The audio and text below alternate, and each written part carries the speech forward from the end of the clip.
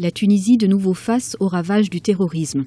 Une fusillade a éclaté en fin de matinée ce vendredi 26 juin dans 2 hôtels de Sousse, ville hautement touristique en Tunisie. Selon un bilan provisoire du ministère de l'Intérieur, au moins 38 personnes ont été tuées et des dizaines d'autres blessées.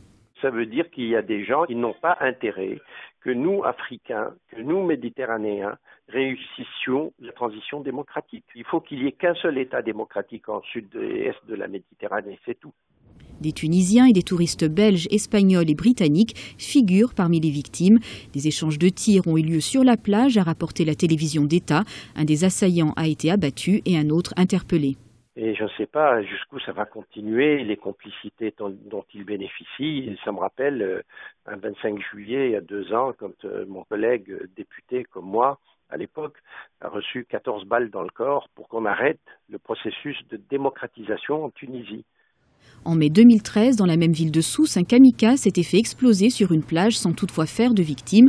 En mars 2015, c'est le musée du Bardo à Tunis, l'un des plus importants musées du bassin méditerranéen qui avait été la cible du groupe djihadiste État islamique. 22 personnes sont mortes dans cette attaque.